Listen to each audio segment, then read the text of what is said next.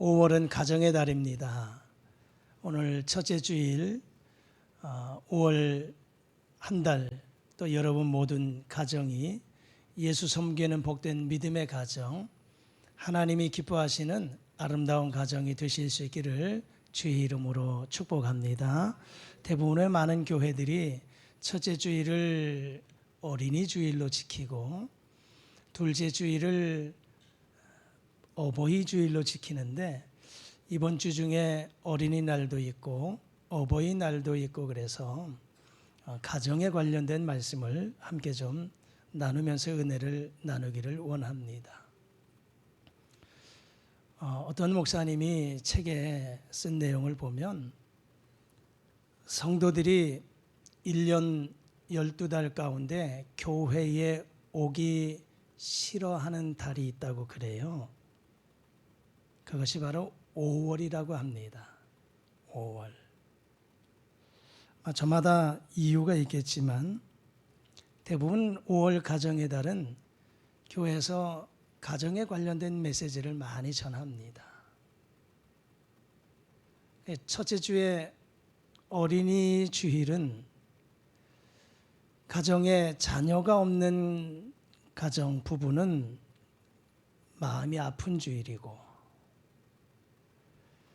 둘째 주일 어버이 주일에는 부모님이 살아계시지 않는 가정의 부부들은 눈물 흘리는 주일이고, 또 세 번째 주일은 부부 주일로 지킬 때가 많거든요. 그래서 부부 주일은 가정에 행복하지 못한 부부, 그래서 눈물 흘리는 주일이라는 거예요. 5월 한 달 동안 화목하고 행복한 가정에 대한 말씀을 전하는데, 행복하지 못한 가정은 말씀 듣기가 많이 힘들다는 거죠. 그래서 5월이 많이 힘들어하는 달이라고 그래요. 근데 사실은 성도들만 그런가? 목사 입장에서도 보면요, 이 5월 가정의 달 말씀 전하는 것이 참 조심스러운 부분이기도 해요. 제 입장에서는 좀 그래요. 그래서 정말 성도들과 같이 가정에 자녀들이 없는 그 가정에 자녀에 대한 말씀을 전하는 것도, 사실은 저 목사들 이 세계 속에서도 결혼을 하고 자녀가 없는 목사님 가정이 있어요. 근데 그 모임 가운데 이야기하다 보면 대부분 자녀들 얘기를 하기 마련이에요. 근데 사실은 어느 날부터 그 목사님 가정을 생각해 보니 우리 아이들 얘기, 자녀들 얘기하는 것이 참 조심스럽더라고요. 그래서 그 뒤로는 웬만하면 자녀들의 얘기는 잘 안 합니다. 아마 교회에서도 그런 마음들이 있을 것 같아요. 그러다 보니까 목사들도 사실은 가정에 대한 말씀을 전하는 것이 조심스러운 부분이 되기도 합니다. 여러분, 이런 모습을 보면 우리가 예수님 믿어도 가정생활에 어려움을 겪는 분들이 참 많이 있다는 것입니다. 그럼에도 불구하고 여러분, 우리는 믿음의 사람들이기에 우리의 가정의 행복을 절대로 포기해서는 안 됩니다. 할렐루야. 혹 지금 우리의 가정이 조금 어려운 상황에 있다 할지라도 우리의 가정을 회복시키시는 분이 하나님이시고 우리에게 행복을 주시는 분이 하나님이심을 믿고 절대로 가정의 행복을 포기하시지 말기를 주의 이름으로 권면합니다. 많은 사람들이 기도의 제목을 보면 가정의 행복, 가정의 건강을 위해서 기도의 제목들을 우선으로 뽑게 돼요. 가족 모두가 건강하고 가정이 행복하기를 원하는 것이 대부분의 가정들의 첫 번째 기도의 제목이더라 하는 것입니다. 그렇습니다. 우리가 한 세대를 살아가면서 이왕이면 우리의 가정이 정말 행복하게, 정말 아름다운 가정을 이루어가야 되지 않겠습니까? 그런데 여러분, 그 행복이 그냥 저절로 이루어지느냐? 아니더라 하는 것입니다. 하루아침에 하늘에서 행복이라고 하는 것을 우리의 가정에 탁 선물로 주시면 좋겠지만 그렇지 않더라는 것입니다. 우리의 가정이 정말 행복한 가정이 되기 위해서는 만들어가는 것이다 이 말입니다. 끊임없이 노력하며 만들어가야 된다는 것입니다. 남편과 아내가, 부모와 자식이 서로가 끊임없이 행복한 가정을 위해서 노력하고 만들어 가야 된다. 그래서 노력하지 아니하면 행복한 가정을 이루어 가기가 어렵다 하는 것입니다. 오늘 우리가 읽은 본문 시편 128편의 말씀을 보면 복이 있도다라고 하는 복에 대한 말씀을 4번씩이나 말씀하고 있습니다. 자, 그렇다면 우리의 가정을 행복한 가정이 되기 위해서는 어떻게 해야 되는가? 오늘 1절에서 그 답을 찾아볼 수가 있습니다. 1절 말씀 우리 다 같이 자막과 함께 읽겠습니다. 여호와를 경외하며 그의 길을 걷는 자마다 복이 있도다. 아멘. 답이 있습니다. 여호와를 경외하며 그의 도를 걷는 자마다 복이 있도다. 우리 가정의 행복의 그 요인이 무엇인가? 시편 128편 1절에서 딱 2가지 말씀하고 있습니다. 오늘 이 말씀 속에 2가지 말씀 상고해 보면서 이 말씀 붙잡고 우리의 가정이 정말 행복한 가정으로 세워갈 수 있기를 주의 이름으로 축복합니다. 먼저 여호와를 경외하는 가정이 행복한 가정이다 이렇게 말씀하고 있습니다. 여러분, 이스라엘, 유다, 예루살렘이 멸망을 당했어요. 그 모든 민족들, 그래서 사람들이 불행했어요. 그 이유가 무엇일까 하는 것입니다. 남편은 전쟁터에서 죽임을 당합니다. 아내는 노예로 끌려가요. 자식들은 종들로 팔려갑니다. 그리고 포로로 붙잡혀가요. 뿐만 아니라 이러한 상황이 되다 보니까 가정이 완전히 산산조각이 되고 맙니다. 여러분, 유다, 예루살렘에 멸망하게 된 그 요인들을 한번 가만히 보면요, 여러 가지 요인들이 있습니다만은 성경에 우리는 열왕기하 25장을 찾아가서 보면 당시 유다, 예루살렘이 멸망할 당시의 상황을 말씀해 주고 있습니다. 이 당시 유다의 왕은 시드기야 왕입니다. 시드기야는 유다 왕으로 재위하면서 이때 바벨론의 느부갓네살이 군사를 일으켜서 이 유다를 침략해 와요. 그리고 이 성을 다 포위해 버립니다. 자, 그런데 그 과정 속에서 보면 이 나라가 어떻게 폐허가 되느냐? 시드기야 왕은 이들에 의해서 두 눈이 뽑혀요. 그리고 쇠사슬에 결박당해서 바벨론으로 끌려갑니다. 시드기야 왕의 아들들은 아버지가 보는 그 가운데 보는 앞에서 면전에서 아들들이 다 죽임을 당합니다. 죽임을 당해요. 예루살렘 성전 왕궁이 다 폐허가 돼 버려요. 그리고 성전에서 예배하던 성물들이 다 탈취당합니다. 그리고 성중에 남아있는 자들은 다 포로로 붙잡혀 가요. 그 가운데 비천한 국민들만 남게 됩니다. 그 사람들 가운데 일부는 애굽으로 또 도망을 갑니다. 가정이 완전히 파괴돼 버려요. 여러분, 이러한 상황 속에서 그 가정이 행복할 수 있겠습니까? 그러면 이 유다, 예루살렘이 왜 이렇게 되었을까라고 하는 겁니다. 하나님이 선택한 나라, 하나님이 선택한 선민이라고 하는 이 유다가, 이스라엘이 왜 이렇게 멸망당했을까 하는 것입니다. 우리는 그 해답을 성경에서 또 찾아볼 수가 있습니다. 열왕기하 24장 3절과 4절에서 명확하게 그 말씀해 주고 있습니다. 자막 함께 읽겠습니다. 시작. 이 일이 유다에 임함은 곧 여호와의 말씀대로 그들을 자기 앞에서 물리치고자 하심이니 이는 므낫세의 지은 모든 죄 때문이며 또 그가 무지한 자의 피를 흘려 그의 피가 예루살렘에 가득하게 하였음이라.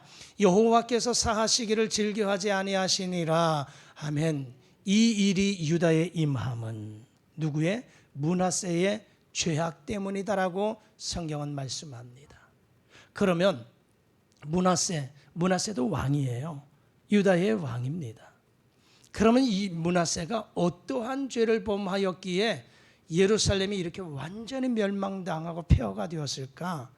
열왕기하 21장에 가서 보면 2절에서 7절까지 므낫세의 죄악의 모습을 여실히 말씀하고 있습니다. 자막 좀 깁니다만은 한번 쭉 읽어보실까요? 시작. 므낫세가 여호와 보시기에 악을 행하여 여호와께서 이스라엘 자손 앞에서 쫓아내신 이방 사람의 가증한 일을 따라서 그의 아버지 히스기야가 헐어버린 산당들을 다시 세우며 이스라엘 왕 아합의 행위를 따라 바알을 위하여 제단을 쌓으며 아세라 목상을 만들며 하늘의 1월 성신을 경배하며 섬기며 여호와께서 보시기에 악을 많이 행하여 그 진노를 일으켰으며 또 자기가 만든 아로새긴 아세라 목상을 성전에 세웠더라. 아멘. 므낫세가 12살에 유다의 왕이 돼요. 12살에. 그리고는 55년 동안을 나라를 다스립니다. 그런데 55년 동안 나라를 다스리는 왕 위에 있으면서 우리가 읽었던 것처럼 여호와 보시기에 악을 행하였다는 거예요. 이 악이라고 하는 것이 도덕적인 죄악을 이야기하는 것이 아니에요. 하나님 보시기에 악을 행하였다는 것은 하나님을 버리고 우상을 숭배했다는 거예요. 하나님의 선택받은 나라가 백성들이 하나님을 저버리고 하나님이 가장 싫어하시는 우상을 섬겼다는 거예요. 읽었던 내용처럼 바알들을, 아세라 목상을, 그리고 산당을 세우면서 하나님 보시기에 악을 아주 많이 행하였다. 하나님을 경외하는 모습이 전혀 찾아볼 수 없었다라고 하는 것입니다. 결국은 그 므낫세의 죄악이 결국은 이 나라가 멸망당하게 되었다는 거지요. 우리는 이런 모습을 보면서 오늘 이 시대에 나의 신앙이, 나의 믿음이 얼마나 중요한가를 생각해야 된다는 겁니다. 때로는 아버지의 믿음이, 그 부모의 신앙이 자녀들에게까지 전수되고 아버지의 어머니의 그 신앙이 오히려 하나님을 버리고 세상을 향해 나간다면 그 모습의 죄악이 결국은 자녀들에게까지, 가문에 이르기까지 미칠 수 있다고 하는 것을 기억해야 돼요. 반면에 부모가 오늘 내가 정말 하나님만 제대로 섬기고 하나님만 경외하는 가정, 부부가 되고 가정이 되면 나로 인해서, 우리로 인해서 우리의 자녀들이 아름다운 결실, 열매를 따먹을 수 있다고 하는 것입니다. 므낫세 한 사람이 그 나라를 완전히 죄악의 도시를 만들어 버렸어요. 하나님은 계명 가운데 1계명, 2계명이 뭡니까? 너는 나 외에 다른 신들을 내게 잊게 하지 말라는 거예요. 너를 위하여 우상을 만들거나 그것들에게 절하지 말라는 거예요. 그것들을 섬기지 말라는 거예요. 나 여호와는 질투하는 하나님이라. 그 아버지와 아들과 3세대 이리까지 갚으시겠다고 말씀하지 않아요. 그런데 이 므낫세가 왕이 되어서 하나님을 제대로 섬기는, 하나님을 경외하는 왕이 되었다면, 백성들 모두를 다 하나님 앞에 바로 설 수 있는 사람들로 만들었다면 유다는 멸망하지 않았을 거예요. 그런데 한 사람이 그 나라를 완전히 폐허를 시켜버렸어요. 그래서 유다가 이렇게 멸망을 당하게 되었다라고 하는 겁니다. 여러분, 이들이 우상을 섬기게 된 이유가 무엇일까요? 하나의 물질 때문이라고 생각합니다. 여러분, 이들이 자신들에게 그 우상이 풍요를 가져온다고 생각한 거죠. 물질이에요. 그러니까 결국은 하나님께서 그들을 철저하게 징계하시지 않습니까? 여러분, 오늘도 마찬가지 아닌가 싶어요. 오늘 이 시대 온통 가정이 경제가 최고라고, 물질이 최고라고 생각하며 경제 가정으로 바꿔버려요. 정말 돈 중요합니다. 물질 필요합니다. 그런데 여러분, 많은 이들이 이 물질 때문에 돈에 울고 웃고 결국은 하나님과 관계없이 살아가는 사람들이 얼마나 많은지 모릅니다. 하나님은 그냥 단지 액세서리에 불과할 뿐이에요. 우리가 예배하는 것도, 주일날 성전에 나와서 예배하며 말씀 듣는 것도 그냥 형식적인 하나의 그냥 거칠의 액세서리에 불과할 이런 뿐. 정말 진실되게 하나님 앞에 나와서 예배하며 하나님을 두려워하며 하나님을 섬기는 그 모습이 있느냐라고 하는 거죠. 우리 안에 이 물질 만능, 그러다 보니까 이 시대 어떻게 합니까? 돈이면 모든 선을 넘어가 버릴 때가 많아요. 여러분, 돈이면 내 아버지도 냉장고에 집어넣어 버려요. 돈이면 내 어머니도 욕실에 집어넣고 불태워 버립니다.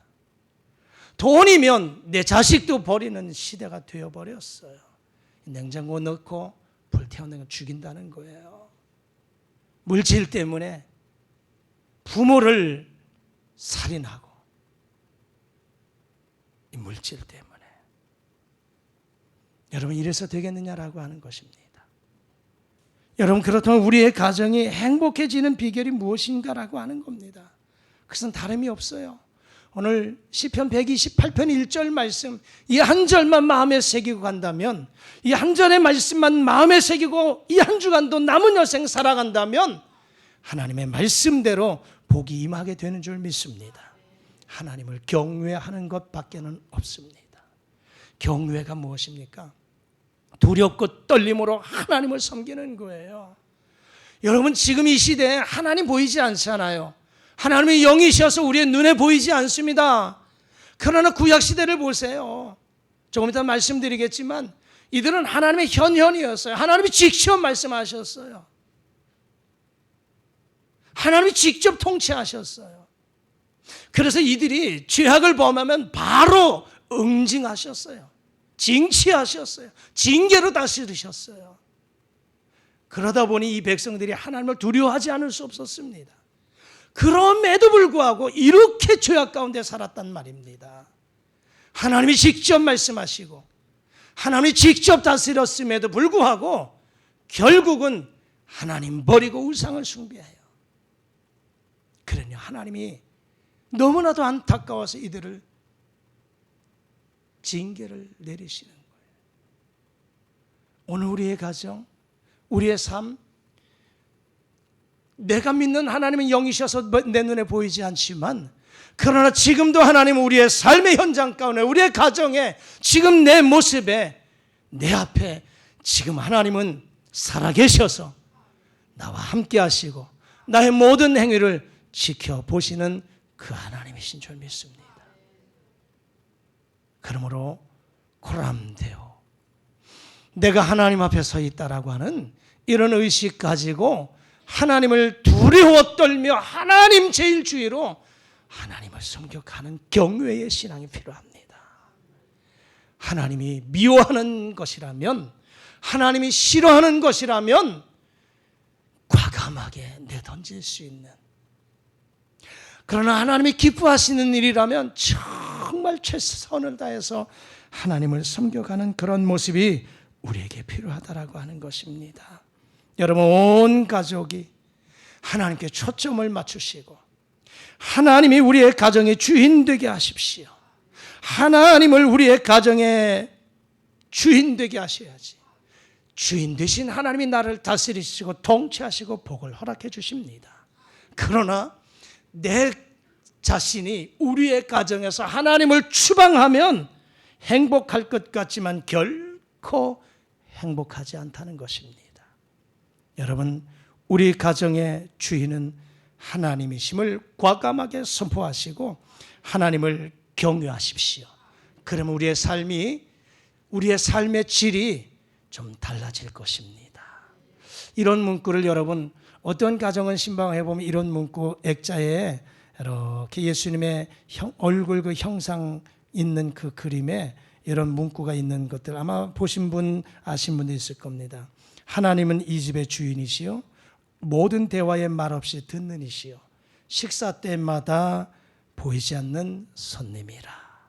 이게 뭡니까? 하나님을 우리 가정의 주인 삼고 하나님을 기쁘시게 하는 가정이 되겠다 하는 그런 마음이 아니겠습니까? 그렇습니다. 우리의 가정 행복을 위해서 요인이 무엇이냐? 여호와를 경외하는 것이다. 여호와를 두렵고 떨리는 마음으로 하나님 제일주의로 살아들이셔서 하나님이 주시는 행복을 경험하는 여러분 가정 모두가 되실 수 있기를 주의 이름으로 축복합니다. 두 번째는 1절 우리 읽었던 말씀처럼 하나님의 말씀을 지켜 행하는 것입니다. 그의 길을 걷는 자마다 복이 있다 이렇게 말씀하지요. 그의 길, 하나님의 길을 걷는 자, 하나님의 말씀을 지켜 행하는 것, 하나님의 말씀에 순종하는 것, 이것이 바로 행복을 경험하게 되는 요인인 줄 믿습니다. 여러분, 이스라엘 백성들이 왜 하나님을 경외하지 않았을까요? 그 역사들의 한번 모습을 보세요. 초기에 이들이 아브라함이 기적을 경험했습니다. 모세가 기적을 경험했습니다. 그럼에도 불구하고 하나님을 반역하는 이들이 있었어요. 그럴 때 하나님은 즉각적으로 징계를 내리셨어요. 지진을 일으키거나 땅이 갈라져 사람을 다 삼켜버리시거나 불이 내려와 그들을 다 살라버리거나 전쟁을 통해서 고통을 당하게 하거나 여러 가지 이런 아픔을 이들이 경험하게 됩니다. 그런데 이들이 이런 경험 속에서 하나님을 경외하지 않을 수 없지 않아요. 그래서 다시금 하나님을 섬기죠. 홍해의 기적도 체험합니다. 광야 생활하면서 만나와 메추라기를 먹는 이 기적을 체험하게 됩니다. 쓴물도 단물로 변하게 되는 이 기적도 체험하게 되지요. 이러한 경험을 통해서 하나님이 살아계심을 직접 목도했던 이들입니다. 그런데요, 한 세대가 지나고 두 세대, 세 세대, 다섯 대, 5대, 10대, 20대 세대가 흘러가면서 이제는 선지자들을 통하여서 하나님의 말씀이 선포됩니다. 때로는 하나님의 직접적인 메시지가 없다 보니까 이들의 마음속에 하나님의 살아계심을 의심할 때가 있고 하나님의 말씀을 가볍게 여길 때가 있는 거예요. 이러다 보니까 자기 마음대로 행동하게 되는 거예요. 사사기 시대가 바로 그런 모습이에요. 그 나라에 왕이 없으니 자기의 소견에 옳은 대로 행하였더라. 자기의 생각이, 자기의 방법이, 자기의 행실이 그것이 옳은 거예요. 하나님의 말씀이 아니고 자기의 생각에 옳은 대로 행한 거예요. 이런 모습들이 계속해서 그냥 계속해서 이 악을 쌓아갑니다. 결국은 이들은요, 하나님께서 선지자를 통해서 말씀을 통해서 경고를 해도 그냥 말로만 듣는 것이지요. 그냥 귀담아 듣지 않습니다. 하나님의 말씀을 무시합니다. 그러니까 결국은 어떻게 합니까? 하나님께서 이들을 징계하지 않을 수밖에 없다는 겁니다. 이들의 모습을 보시고 선지자 이사야를 통한 하나님의 그 안타까운 마음을 성경에서 말씀해 주고 있습니다. 이사야 1장 4절 말씀 우리 자막 함께 읽어보실까요? 슬프다 범죄한 나라요, 허물진 백성이요, 행악의 종자요, 행위가 부패한 자식이로다. 그들이 여호와를 버리며 이스라엘을 거룩하신 이를 만홀히 여겨 멀리하고 물러갔도다. 이사야 29장 13절 말씀 한번 더 읽어보실까요? 주께서 이르시되 이 백성이 입으로는 나를 가까이하며 입술로는 나를 공경하나 그들의 마음은 내게서 멀리 떠났나니 그들이 나를 경외함은 사람의 계명으로 가르침을 받았을 뿐이라. 입으로는 나를 존경한다 하지만, 나를 경외한다고 하지만 마음에서 떠나 있는 이들이다 하는 거예요. 나를 경외한다고는 하지만 그러나 사람의 계명으로 가르침을 받았을 뿐이지 하나님의 말씀으로 받지 않았다는 거예요. 이러니 어떻게 이들이 하나님을 두려워할 수 있겠습니까? 여러분, 오늘 이 시대도 이 말씀을 적용시켜 보자고요. 오늘 이 시대가 왜 불행합니까? 우리의 가정에 왜 이런 아픔이 있습니까? 하나님의 말씀은 들어도 행함이 없는 이런 모습들이다, 이 말입니다. 많은 설교를 듣죠. 성경을 많이 묵상하죠. 여러분, 이 시대, 이 말씀이 홍수 시대 아닙니까? 정말 시간만 또 그리고 마음만 가지면 얼마든지 말씀을, 주옥과 같은 말씀을 들을 수 있는 이 시대예요. 매체를 통해서 우리는 차량을 운전해 가면서도 얼마나 많은 말씀의 홍수 시대에 살아가는지 몰라요. 여러분, 그 말씀을 듣지 말라는 것이 아니에요. 듣는 것 중요하죠. 더 중요한 것은 그 말씀을 듣고 깨닫고 실천하는 삶이 중요한 겁니다. 아무리 말씀을 많이 들으면 뭐합니까? 성경 공부 많이 하면 뭐합니까? 지식만 쌓아가지고 삶에 열매가 없다면 이거는 그냥 울리는 꽹과리나 마찬가지입니다. 알고 있는 것이 내가 그 삶 속에서 얼마나 실천하며 활용하느냐, 이것이 중요한 것이지요. 여러분, 들은 것들로 끝나지 말고 들은 것을 가지고 삶의 모습 속에 적용해 가는 것. 그래서 야고보 기자를 통해서 행함이 없는 믿음은 곧 죽은 믿음이다, 그렇게 말씀하는 거예요. 여러분, 감상하는 신앙에서 행함 있는 신앙으로 성숙할 수 있기를 주의 이름으로 축복합니다.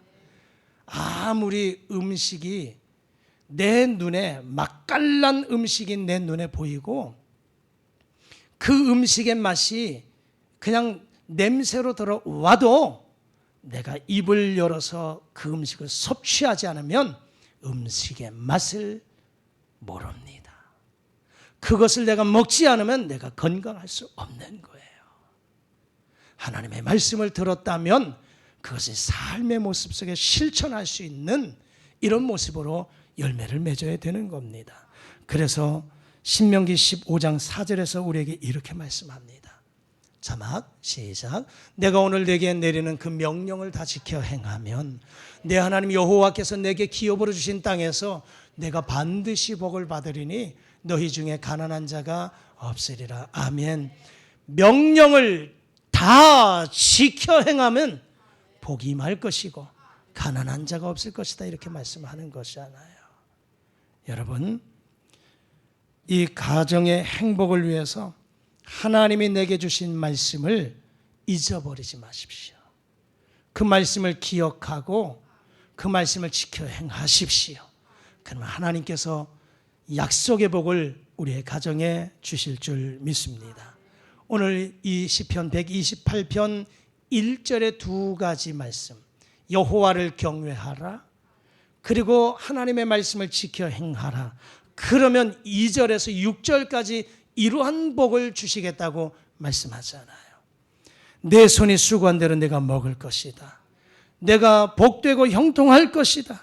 너의 가정의 아내는 결실한 포도나무와 같고 자식들은 어린 감람나무와 같은 복이 임할 것이다.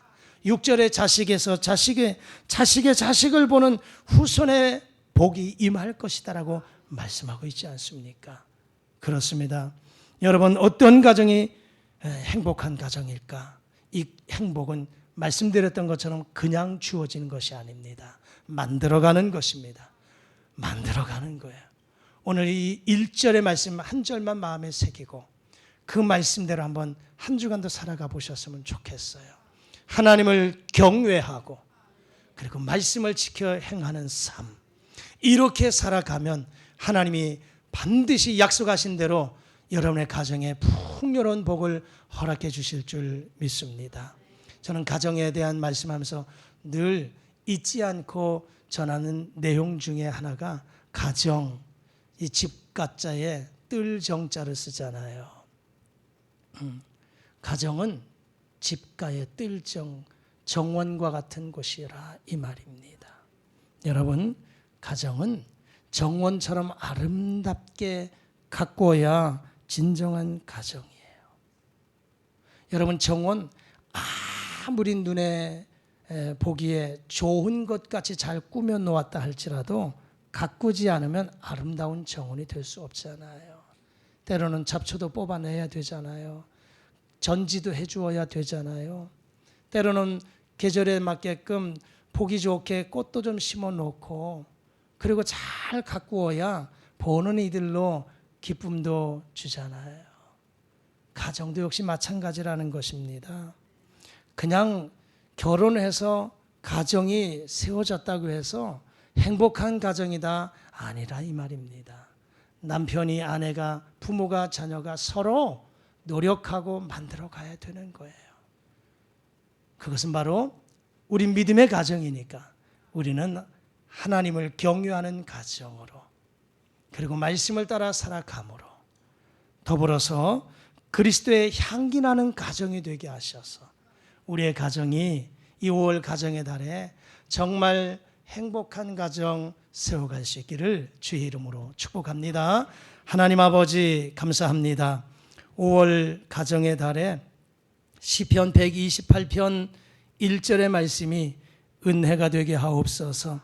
여호와를 경외하게 하시고 하나님의 말씀을 지켜 순종하는 삶을 통하여 2절에서 6절까지의 말씀이 복이 되게 하여 주옵소서.